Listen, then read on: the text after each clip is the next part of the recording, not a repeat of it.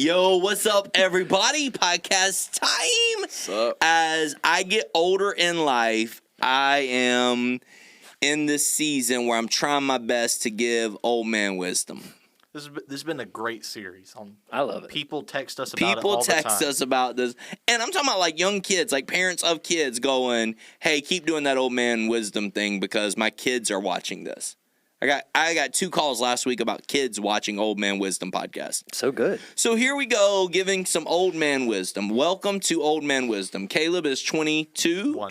Oh, man. Simeon is 40. Oh, whoa. Yikes. Whoa. 30. 33. 33. I'm in my Jesus Carson era. is 24. 25. 25. 25. Y'all are not old men. I'm the old man of the crowd. And we did a podcast a couple of weeks ago where we had your wife, and Samantha on giving dating advice. It was a huge hit. So here we go.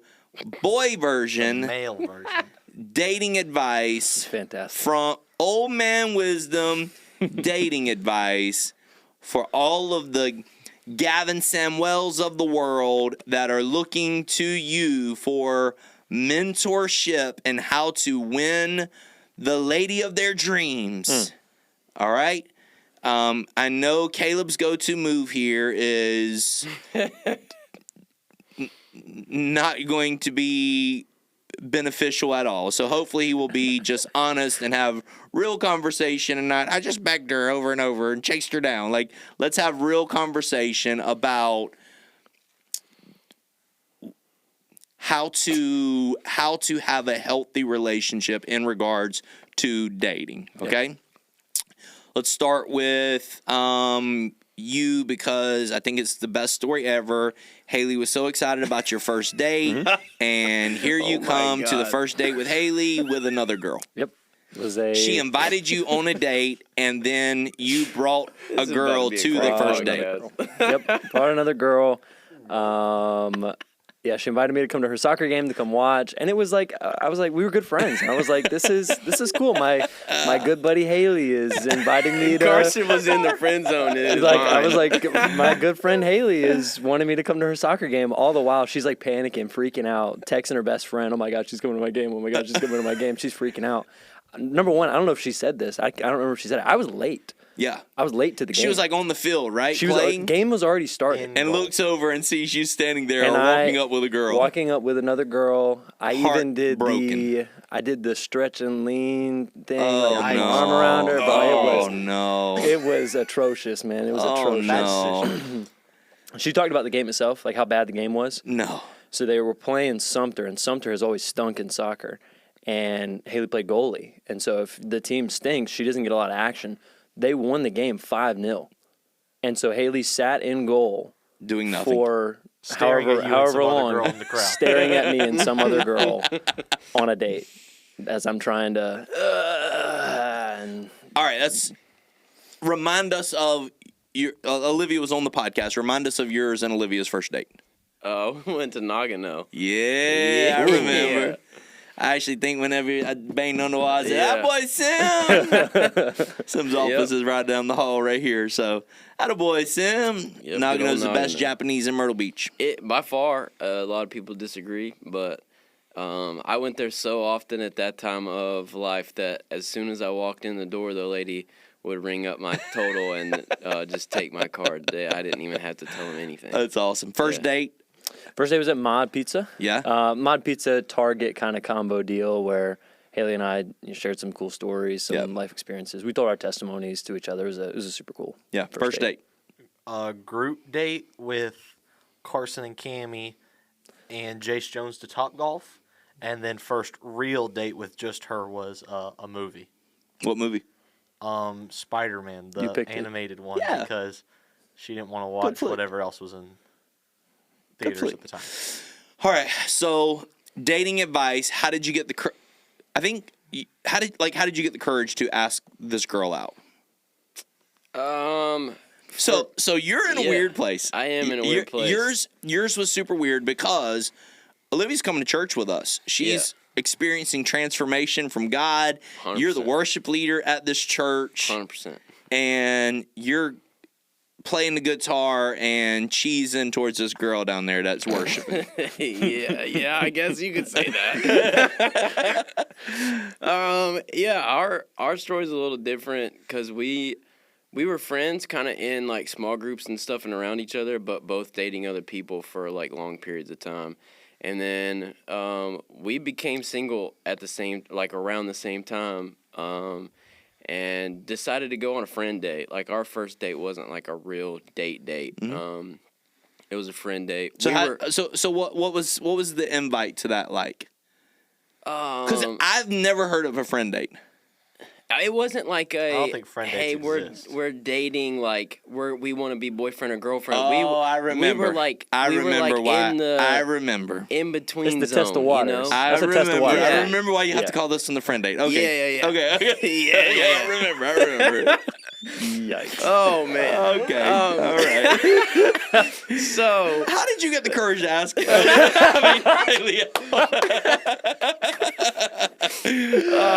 Liv kind of chased me down, so that was kind of like, hey, we should hang out sometime. And I was like, you want to go to Nagano? Like, let's go get something to eat. That was kind of how it happened. And then she fell head over heels in love with that boy. What it do? Atta boy. So asking Haley out on the first date, what did that look like? It was different because we were in high school. Yeah. So we saw each other every day, passing in the hallway. She was a grade above me. So like we didn't have any. Dang, girl, robbing the cradle. Wait, your girl robbed the cradle? all and three your of girl them. robbed the cradle? Married some cradle robbers. So we saw each other every day, just passing in the hallway and whatnot. So let's name this podcast Cradle Robbers. Put her mugshot in it, dog. All right, so you're in high school. You're in high school. Oh my goodness, behind bars. We passed each other in the hallway. So we developed a good friendship before we actually started dating. Such a good friendship. You thought you was in the friend zone. Such a good friendship. I thought we were just friends. I thought that's all it was. But Listen. Okay, ladies watching this, example number 7 so far in this podcast. Guys are idiots. Dumb. We are so stupid. Whatever you think we're thinking, it's not. No, ain't nothing going on. We are dumb. We're dumb as bricks. Anyways, continue. Some guy's gonna comment on this and be like, I am not dumb. I'm intellectually smart. You're dumb. You're dumb because you're probably thinking the wrong thing. You're thinking the wrong thing. Yep. Whatever you think the right thing, it ain't the right So thing. you're in high school. Continue. Sorry. We're in high school. We're very good friends, and so that kind of made it easy for us to like develop this relationship where we got comfortable around each other and comfortable enough to where it was like, okay, hey, let's, you're single, I'm single. Because at one point, she probably didn't mention this in the other podcast. She probably didn't mention this. You put that finger up. When...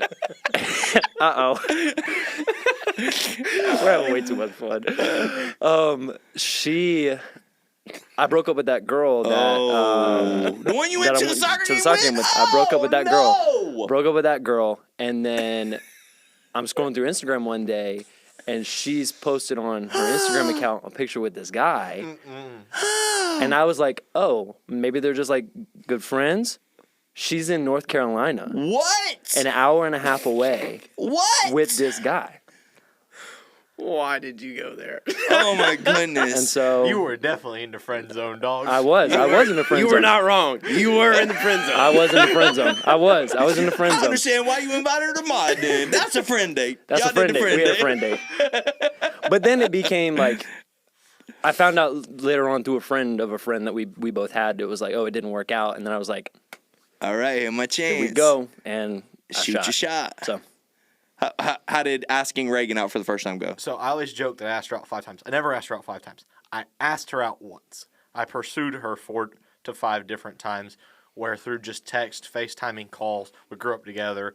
I was very adamant. I liked her a lot. I would tell her I liked her a lot, and she would shoot things down. Didn't want to hurt our friendship that we had developed throughout the years. Sure. So then her older sister has texted me and said, Reagan will say yes this time. And I was like, are you sure? Because I'm not doing it. Again, I'm sick of being rejected. I'm sick of waiting. Which again wasn't rejection. It was I don't want to do that. I don't want to do this.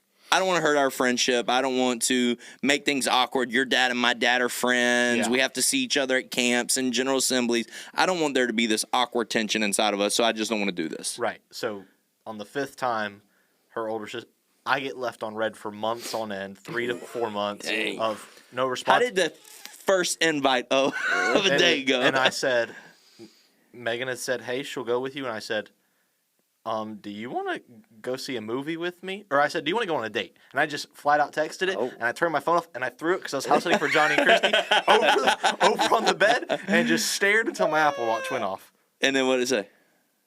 Yes. And I literally about fell over. Feet were sweaty, hands were sweaty. I went to use facial ID, and it was like, hey, clean your camera off. I was terrified. Yeah, for sure. For sure. So, as you go on your first date, what do you have in your back pocket conversation pieces that you're ready to talk about? Or are you just, I'm an easy conversation. All of y'all can talk to the wall if you needed to. Or did you go in thinking, okay, hey, I want to make sure that I ask her questions about XYZ? I, at that point, was in a place where, and it sounds weird for a senior in high school to be at that place, but I was in a place where I was like, I'm trying to find my wife. Yeah. And so for me, I approached our initial like dating conversations way different than I approached any other relationship. It was more future focused. Not in like, hey, you want to get married and have babies or anything like that, but it was like, it was more interested in her character than in her looks, which is something that like I would have been way more interested in, 2 or 3 years prior to that. For sure. It was more, hey, what's your character? What are you like on the inside? What's your story? And that's what we shared testimony. I was like, I want to know your story. Like, I want to know what God has done in your life. Because I knew she was a Christian. She knew I was a Christian. So it was like, tell me your story. Super cool. Did you go in with like conversation ready? I'm always like, when it comes to that kind of stuff, I'm always interested in family stuff. And, that's always an easy one. But for me, when dating, especially, I was, we were like 20, I was 27, she was 28 when we started dating, I think. So a little bit later on, and had dated other people. And for me, like, I just wanted somebody who was cool with me being myself, and just that I could have fun with. And so, for me, I just wanted to see how comfortable we could be around each other, just being authentically us, not trying to put on. Yeah. And if you know Olivia, she's just who she is, like, all the time. And I wanted to make sure that she was cool with me being who I am, So what does that look like? Is that just you just being goofy, jokester, or is I'm that a goofy, or is that like, hey, I am this. I need you to be cool with this if we do this thing. Well, so the good part about us is kind of similar. We were around each other a lot because of small groups, because of church, because of different things like that. Do you recommend that? Yeah, absolutely. You recommend, hey, it's a lot easier. I see the girl, I like the girl. Hey, let's go out. Let's start fresh. It's a lot easier doing that than knowing a girl, her knowing all your flaws, you knowing all her flaws, and starting something from there. But the flip side is harder that way, but lasts longer that way, to me. It has potential, too, for sure. Correct. For me, I think, I can only see it from my perspective, my lens of how we've approached dating life. But for me, based on past stuff and then what, came from our relationship was there was just this familiarity that came with us being around each other and this comfortableness that was just natural. It allowed us to be funny and goofy and have things in common that were more than just based on conversation. Like, we played on sports teams together, softball, kickball. We went to small groups together. Like, great follow-up question. Yeah. Okay? Ooh. Yeah. Okay? Because I love this stuff. Yeah. You played on sports teams together. Yeah. Now she won't play with you. Yeah. Like, is that conversation of, hey, we used to do this, y'all, I mean, this is, like, is this the conversation of, hey, we used to do this, now we don't do this anymore? It was at first. I think for me, I've just realized that we are both in different places in life. and our desires have changed a lot. Yeah. And our need for things in life has changed. Like her need for time and space away from stuff and people has changed. Yeah. My need for sports and all that stuff has changed. I mean, I took a year and a half, 2 years off of softball and just finally played the first game this year, and so it's just, we've been married for almost 5 years now. Like, our lives have changed a lot, even in the last couple of years, much less than the last 5 years since we were dating. Did you have conversation built in ready? Like were you ready, or because you're easy conversation. You can didn't know how to approach her as dating her. Yeah. I knew how to talk to Reagan, just from friends. Same way he was with Olivia, same way he was with Haley, where I could just talk to Reagan. Did not know how to talk to her on a date, so the whole time I'm like awkwardly staring while driving the car, like I'm a hard conversation in an awkward spot. Yeah. So I had to get past the blockade of I'm on a date with Reagan and just start talking to Reagan like this is the person I grew up with my whole life. So once I got past that barrier, I could handle the conversation. Okay, the original part terrified me. This is only a couple years old for you, little older for you. First date, everybody knows you're a believer. You know they're a believer. What kind of music are we playing in the car as you're on your first date? White Girl Jams was us. Okay. Party in the USA, whatever. Her choice, she chose? Something that sort of was or her were choice. you trying to provide that I'm fun, but Okay. also like Taylor Swift. We went out in the summer, so like I had my Jeep. I was like, "You want to take the top down? We can like cruise." So had White Girl Jams. White ready. Girl Jams? What about you? White girl. We met at the restaurant. Okay. Yeah. What about you? We also met, but like even through our dating life, there were seasons where, secular music was a huge part of what we listened to, like, Kendrick Lamar and Drake and like some of those kinds of people. But then over time, I don't even know who that is. That's okay. That's okay. Somebody out there knows. Sim probably knows who that is. Like there was like that secular music that like before That, we like, a singing group? matured. No, Kendrick and the Lamars. Kendrick. And Drake's? Before our spiritual lives matured. Yeah, it's not recommended. No, it's not recommended. Don't go listen to that. But that's we'd jam out in the car. But then it became we would jam out to Christian music. I'll say second date it was worship music. First date I was trying to be cool. Yeah. So that's why it was White Girl Jams. Yeah, which is so unique because I think kind of the next evolution of this conversation is it's so unique because you are believers, because you chose them because they were believers, and then to get into that moment and not do believer things, it's so a guy move. Yeah. It's so a guy move. Because the girls, you know what they're choosing. Whatever they listen to, they're not changing their playlist for y'all. Right. But guys, we're idiots. We're such idiots. Yeah. We're such idiots. Through the dating process, was it difficult to be the spiritual leader through the dating process? 100%. It was difficult? Yeah. Why? I think because of I found out since dating Olivia and being married that I had a lot of like relational issues and stuff in my life that I really needed to work through and figure out. And so like with dating specifically, For sure. because of being hurt and just different stuff like that. For sure. And so,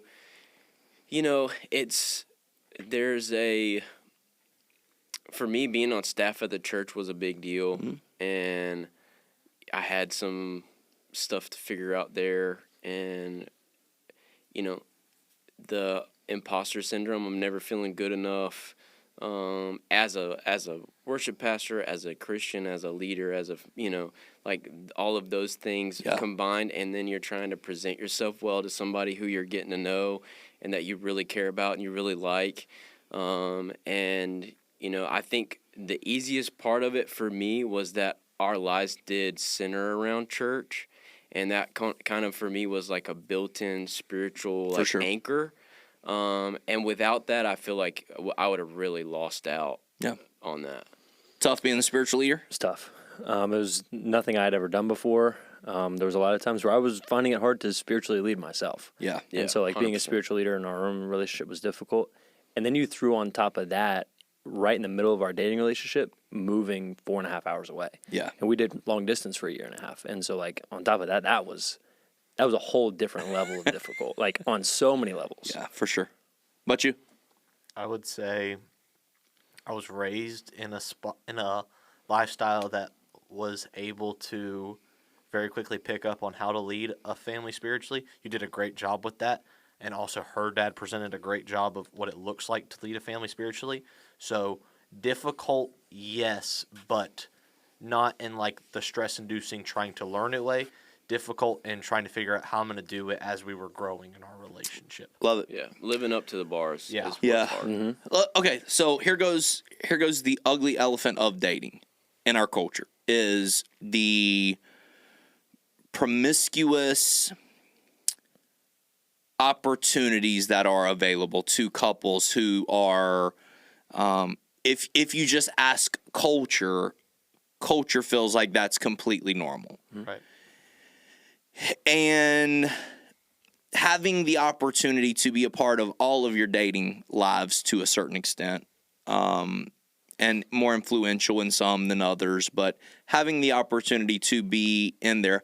I even built in protections for,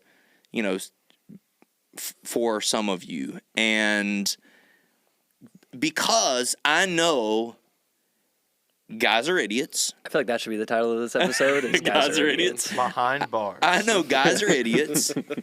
And I know that without accountability in place, the Bible is very clear that this is something that's hard to your desires and passions are hard to control if you don't have accountability in place. Mm-hmm. And so what is a thing that you did to keep your life, your relationship? And all the girls answered the same question. So this is nothing that what is something, a thing that you did to make sure there was accountability in place so that you didn't do something stupid? I actually saw an Instagram reel about this the other day, and it's when you said that the Bible says flee from lust. Mm-hmm. When it flee from lust, but in most cases it's turn from sin. But as a man, lust chased you. That desire, that sinful attitude chases you. So that Philip Anthony Mitchell had said it, and it was flee from lust. You can turn from sin, but you have to flee from lust. And I think That's so good. I think as a high school boy, it's hard to flee from lust. Yeah. You can turn from lust. It's hard to flee from. For sure. And I think the safeguard was. I was about to say, what? Tell the people a practical thing that, let's say, that we put in place to protect you. If at any point you grabbed my phone and checked a message that I had sent or a search history thing, it was completely understandable, completely reasonable, and completely something that I could expect at any moment without a moment's notice or without locking my bathroom door and trying to hide something. For sure. Yeah, I pay for your phone. I'm gonna check your phone. Mm-hmm. Yeah. I love it. But you, Yeah, I mean, we had a lot of protections in place because of dating past and all kinds of stuff. And so, for us, like, we were never in each other's places of living alone. Like, I had never really seen the inside of her apartment before we got married, I think I went over there one time. yeah, she told the story and the same thing Oh, about yeah, you when she took was medicine sick. and you Yeah, just yeah, stood yeah. at the door and threw it to her. That was crazy. But I take it back to church. Like, for me, there was so many things that were built in for us because of me being on staff here and my life being revolving around the church. We had church sports, small group, and our small group, we lived life together, and it was very, I loved our small group. It was very beneficial for me. And so for me, it allowed us to be together, but have that accountability Yeah, that for we sure. needed. And then when we did date nights, we just made sure that we were around people and that we weren't just going off and doing stuff by ourselves, and that we had alone moments, but they were safe. Yeah, for sure. Yeah. But you? I'd say right along the same lines, we were never anywhere alone. Like, there was always somebody, in the next room, or like there was always somebody around. Like, we were never by ourselves. And that was one of the things that, like, my mom always made sure of, because my mom, high school boys are stupid. My mom always knew, like, hey, don't leave a high school boy alone with a girl like that. Why would you do that? Yeah. Parents, listen to the man who ministers to high school kids every single week. Parents, why would you leave a high school boy alone with a girl? A bad decision. It's a bad decision. Bad You're decision. opening the door to let them make bad decisions. Okay. When I say this in front of girls, they say, not all guys are that way. That's not true. It's not true. It's not true. It's not true. And then they say, you say it's not true, but you don't know my guy. Yes, Yes, we do. we do. Yeah, we do. Yeah. Not all guys aren't as bad as some other Listen, ones. not all guys are dogs. Yeah. Yeah. That's a good way to put it. Not all guys are dogs. But they all all dogs. guys are high school boys. At one point or another, we were high school boys. And we all know. I was gonna say, but all guys got a little dog. They got a little dog in them. They got a little dog in them. And all of us have been there, and we know what our emotions and physical bodies were going through that we didn't know how to control. Chemically and metaphysically, it is impossible to not be that way. We don't know how to control what we're doing. No. So your mama is right. My mom was right. Thank you, Reba. Oh, dang. I just said that on a podcast. My mom was right. Oh. Look, Love you, tell Mommy. him in the I camera. love you, Mom. You were right. Thank you, Reba. Thank you for blessing the life of every parent of a teenage boy or a teenage girl that's watching this, that can hear Reba say to all of us, you never leave a teenage Don't boy leave a alone teenage with a girl. boy with a girl. It doesn't make sense. And the other thing on top of that was Haley and I being at the place that we were. Obviously, we were 17 and 18 and 19 years old. We were still immature. But like, we were at a place of maturity where we both knew what we wanted. We were both committed to each other, and so there was boundaries that we both put in place that was like, hey, this is the line, we don't cross this line. Yeah. And because my innocence, her innocence was very important. Yeah. And that was the line. We don't do that. Yeah. Yeah, I love it. I think this is healthy conversation for parents that are watching this, but also guys that are watching this. Listen, guys, I know you think you're getting a cheap thrill and that will make her love you. In reality, it's not at all. What's going to make her love you is you having morals and integrity and character to say, self-control to be able to say, these are my rules. I'm gonna live by this. I'm gonna follow this.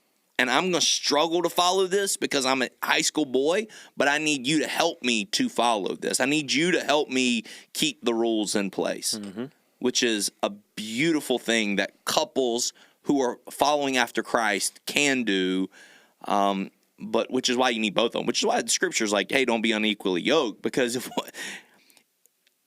the same way I said on the girls podcast, girls, y'all got to be the protector of this. Same way I'll say here. Guys, if you have a girl in your life that's not following after Christ, and don't think you're going to be able to be the protector of this area in your life. Just find a different one, dog. Find one. I mean, that not wrong. but for real, But for real, not wrong. just find a different one, dog. It's okay. that's wisdom with C-bar. Waiting is wisdom. There's wisdom in waiting for the right Absolutely. person and the right one. And I was not like these two guys that are super young and found their wives. Like, I dated a bunch of people, and I did not find the right one until later on in life. And that's okay. Please do not make that face or say what you think you're about to say right now. Dear God, help us all. Thank you, Lord. Thank you, Lord. God is good. He All is. the time. all the time. All the time. All right, you got some guys watching this. You have Evan and Eli Basher watching this that want to hear some old man wisdom, because to them, y'all are old men. Unk status. That's Y'all unk status got wisdom. unk status. You heard what okay? unk actually means? Uncle. Uncool. Nah. No Uncool. way. Uncool. Not uncle. All right, Unk. All right. Unk. Uncool. Listen. Anyways. Dang. I just want status. Cool Cool. status. I got it. Cool. Anyways, you have preteen, teenage boys watching this that are starting the dating process or have the potential to do that in the future. And you can give them one piece of advice here in this moment as they're looking for Mrs. Right, and they think that, their life is going to be perfect because they have the perfect woman and they want everything that you have, and they're so overwhelmed with excitement at the possibility of one day being Caleb or Simeon or Carson. What's the one piece of advice that you're given to the Evan Bashers of the world as they're watching this? You ready? I feel like you're sitting on go. You ready? I've got 5 or 6 that I could say right Go now. for it. Your character matters so much more than what you wear, the way you smell, the way you do your hair. Smell matters. Smell does matter. Put Smell on deodorant. matters. Put on deodorant. Put on deodorant. But like, your character matters so much more. Because that's the thing that will affect you 20 years from now. Yeah. Is the decisions you make now. We're reading it in a book, and we're reading as a staff, but it's like the decisions you make now in middle school, high school, in your young adult years, your formative years, is the reason why they're called that. Yep. Affect your character and the way that you'll treat your future wife one day, and the way that you'll date, and the way that you'll have perspective on that aspect of your life. For sure. Your character matters. I was talking with a young lady, and she was talking about the guy that she was dating, and she said, I told him if he ever gets fat, that it gives me the ick, and I can't have a relationship with him if he ever gets fat. And I said, but don't you love him for him? That character that you're talking about? Because if you love him for him, then if he gets fat, it doesn't really matter, because you may want him to be healthy. I want you to stay healthy. I don't want you to get fat and out of shape, but I love you. I love what's on the inside of you, not what's on the outside of you. So I agree completely. What about you? What's the piece of advice you give? Become the man you want to lead a family one day, and don't wait for the future to start protecting yourself and protecting your character and that man that you want to become. And for not just now, but for later on in life, you'll never regret making those decisions, and protecting yourself and becoming a better man now at a young age. So I want to be a family man one day. I want to be a great dad one day, but right now I'm just sowing my wild oats. Yeah. Don't do it. No, Don't it's sow your not wild worth it. oats. It's It ain't not worth it. It is not worth it, and you just lose so much, and there's just, I could go on and on and on about that, but there is so much more to gain from staying solid and becoming a man of character, and Agree. gaining integrity, and protect yourself from yourself, and build in safeguards and have accountability, and know that you are a dog and that you want to protect yourself from that person that you could be without accountability. And it's just, there's so much more to gain when you are accountable and you are protecting yourself, and you can become a man of integrity and character. Amen. Absolutely. See, Barf. I've got 2. No, just No. one. No, I'm just kidding. Because one is practical wisdom Okay. to the extreme, and it is, I prayed this prayer before any time I ever pursued a girl. I prayed this prayer after my first date with Reagan. I prayed this prayer after my second date with Reagan. I prayed it after my third date with Reagan. Lord, if this isn't the one, absolutely ruin it. Absolutely. Girls that flirted with me in high school or whatever, Lord, if she's not the one, ruin it. Ruin and it it. would be like feelings the next day of, Done. you know what I mean? Yeah. So I prayed that after every single girl I ever flirted with, anything. Lord, if she's not the one, ruin it. And it's a terrifying prayer to pray if you really like the girl, because that sucks to suck. Hate it, buddy. But What else? I would recommend it. And then the other one would be to any person in a schooler setting, maybe less young man, is no one remembers who you were in high school. But people will remember small things about you. So don't try to be popular for the people around you in high school. Try to be the man that you want to be. Same way Simeon was saying. Yeah. Try to be the man you want to be. No, for sure. Agree completely. I would say my dating advice is back to something Carson said that I almost stopped, but he kept going. My dating advice would be, he said whenever he started dating Haley, he was looking for his wife. Yeah. And he was like, as weird as that sounds, to me that doesn't sound weird at all. Yeah. I always told my kid, there's no reason to date except for with the anticipation of I'm going to marry this person. Mm-hmm. So if 3 dates in you see you're not going to marry this person, there's no reason to stay with this person if you don't see yourself marrying them one day. Mm-hmm. There's no reason to start the journey with this person if you don't see yourself marrying them one day. And so honestly, like, no matter what age your parents let you start dating or whatever, none of that matters. To me, it's when you're going out on a date, you're doing it because I see and I'm not talking about 8th grade dance or, prom or something like that. I'm not talking about like a event type thing. I'm talking about like, hey, will you go with me to Mod Pizza and let's share our testimonies? That needs to be somebody that you look at and you say, I want to test to see if she's wife material. Right. That's that is to me where I think we miss it a lot in our culture. We just date and pass around and date and pass around and shift and the Rubik's Cube of dating, and it's like, nah, man, I want to go out with this person knowing that there's the potential of an actual relationship here. Sure. So, anyways, thanks for hanging out with us. Thank you for having us. We'll do a part 2 of this with the couples, uncut, raw. It's a bad idea. Cage match. Behind bars too. Peace out. Thanks for hanging out with us. Let's go.